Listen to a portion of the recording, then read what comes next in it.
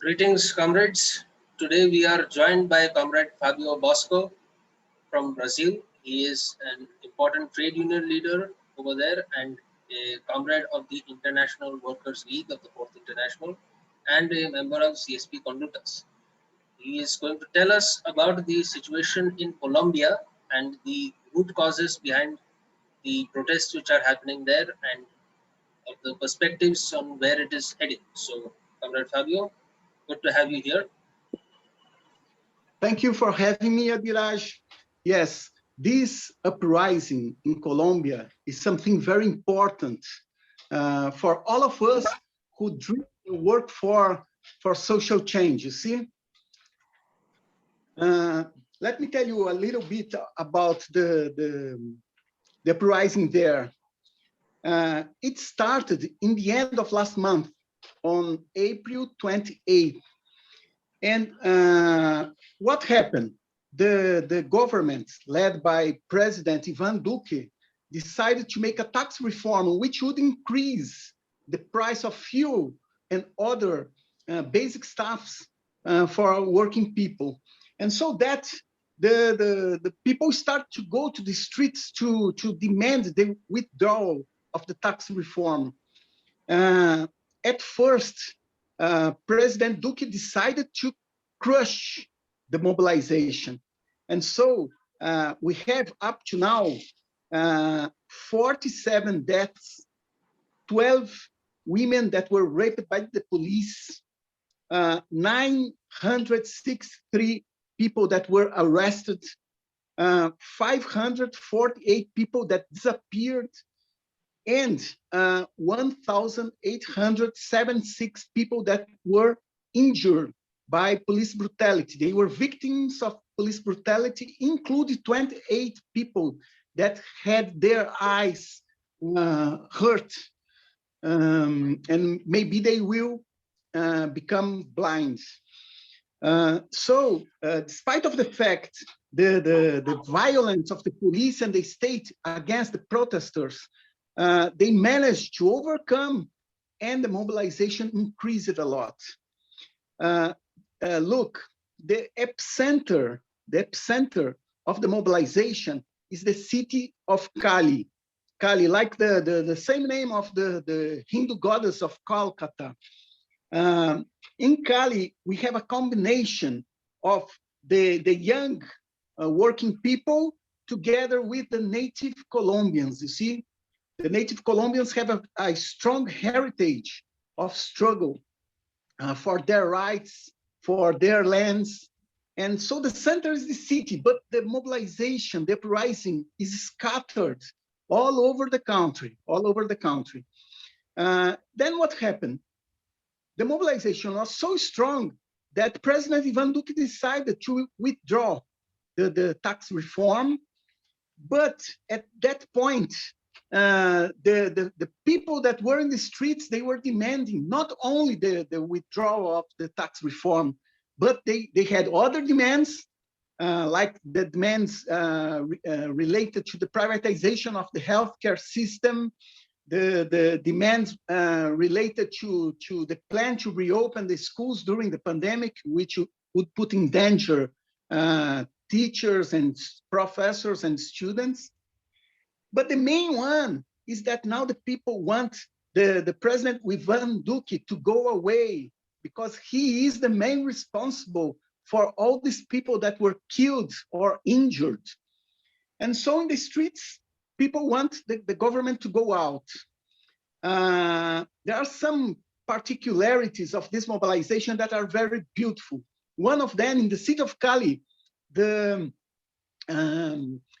protesters, they put down 2 statues of Spanish conquerors, you see, because the oppression against the native Colombians started long ago. You see, when Spain started to colonize the almost whole Latin America.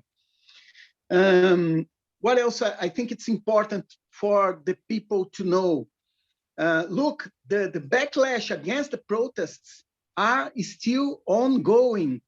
In Cali, the paramilitary, you see, it's a extreme right-wing organizations that are linked to the bourgeoisie.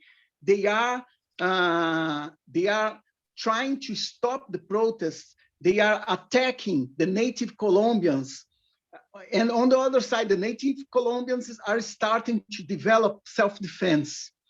So we have a mobilization that are still going on, and maybe the main weakness of the mobilization is that we don't have up to now the presence, the organized presence of the working class through strikes, you see?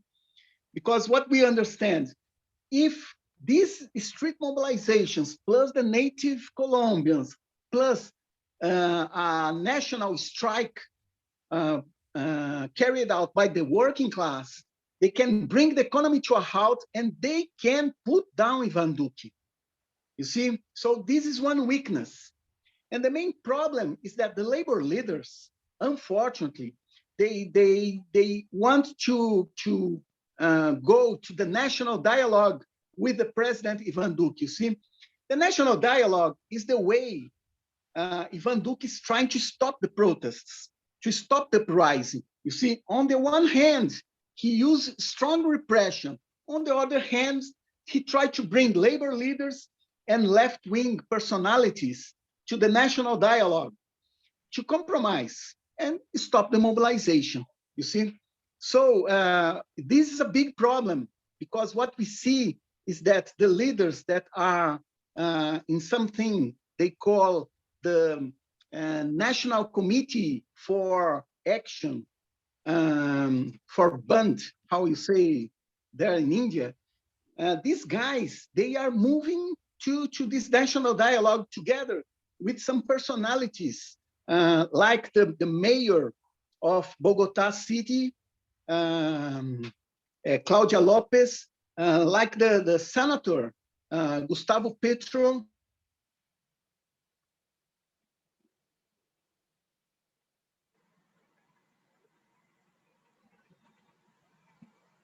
People turn their backs to the mobilization that is in the streets, then maybe the government, Ivan Duque, can remain in power and make the protests weaker. This is very interesting and very inspiring, the way in which Colombian people have come out to the streets against a government that is hell-bent on repressing and exploiting them. I think one of the questions this obviously raises is what kind of historical context are we dealing here in Colombia? How did we get to this position that it has exploded in such a big way today? Let me tell you, the situation in Colombia for working people is more or less the same we have all over Latin America. You see, the pandemic is very strong. We have, let me see, something around 80,000 people that died due to coronavirus pandemic in a population of 50 million people, you see? So it's a lot of people that lost their lives. And the government has no proper policies to stop the pandemic. You see, the vaccination is small, and slow. What else?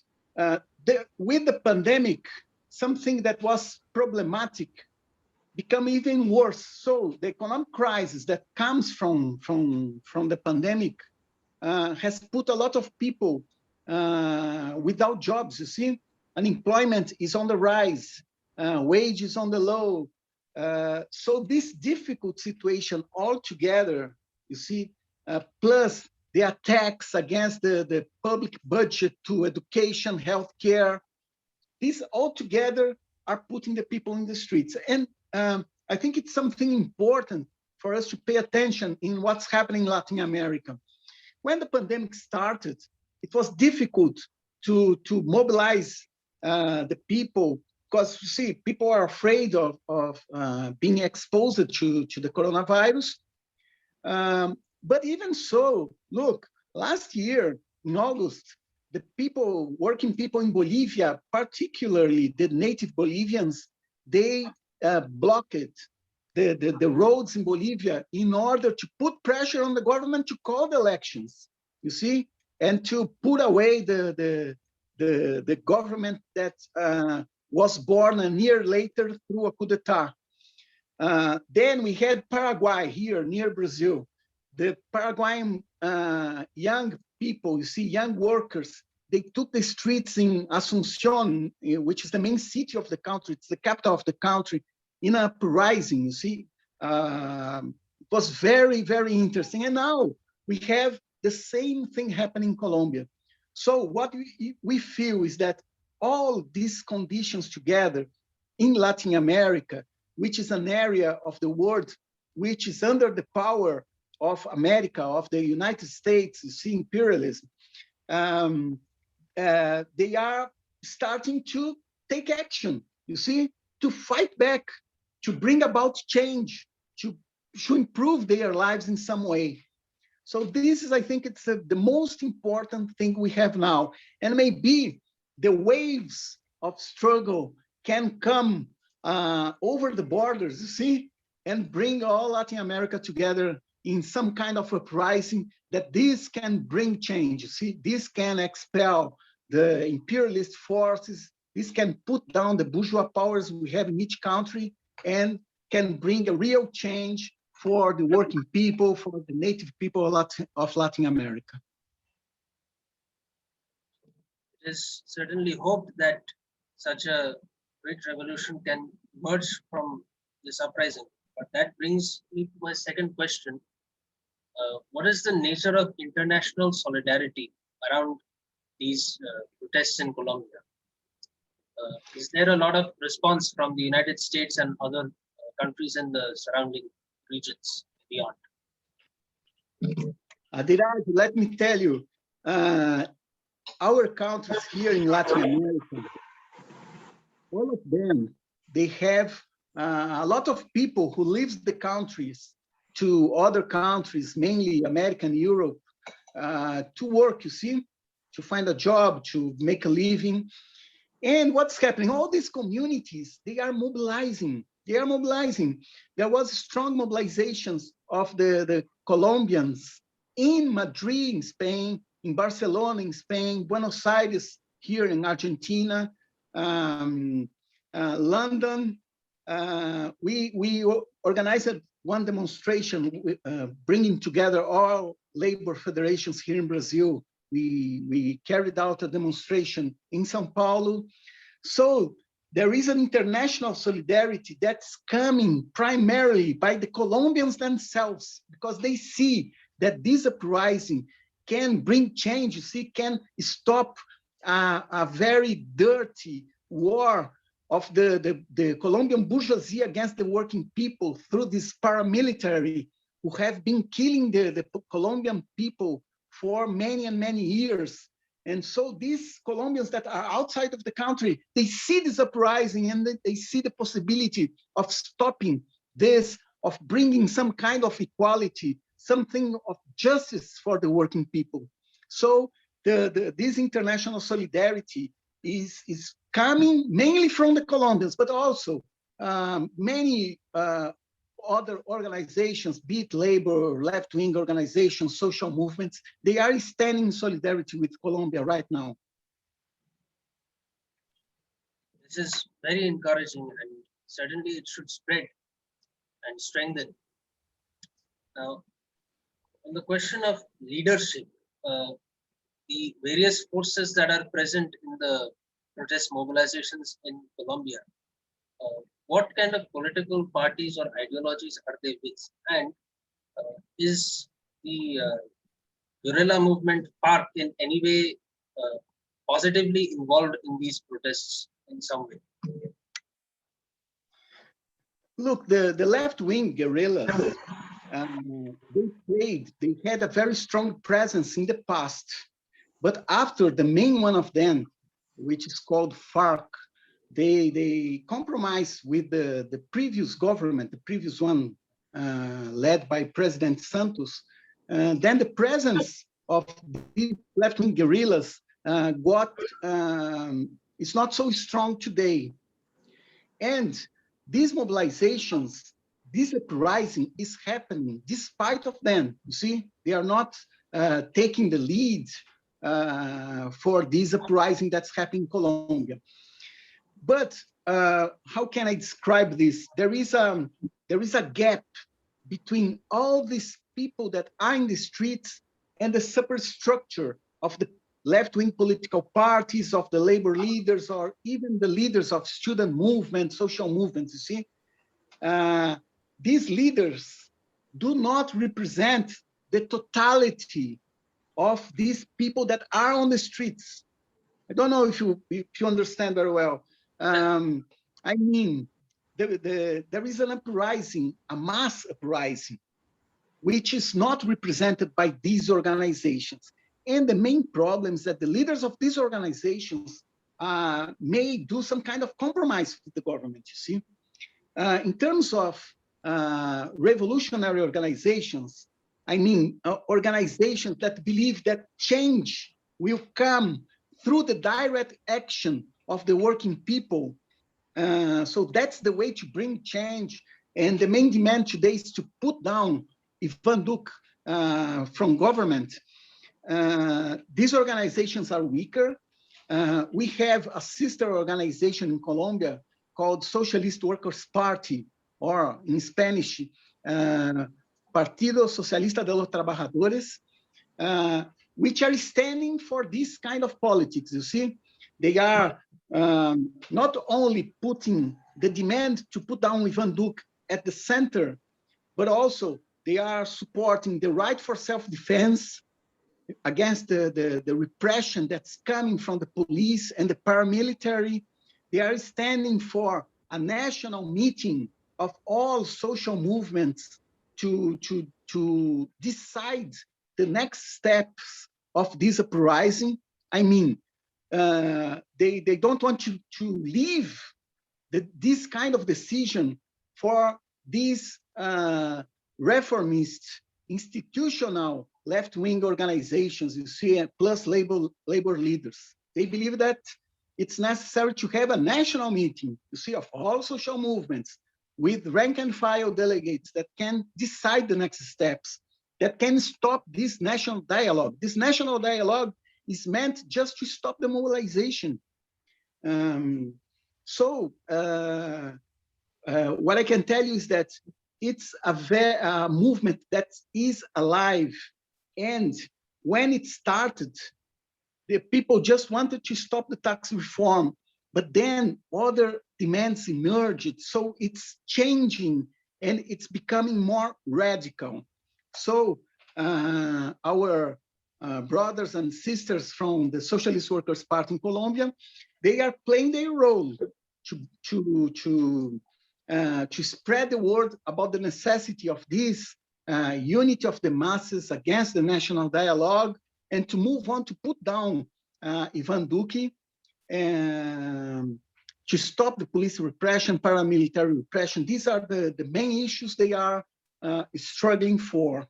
So we have revolutionary organizations, but they still do not have mass influence over the mobilization.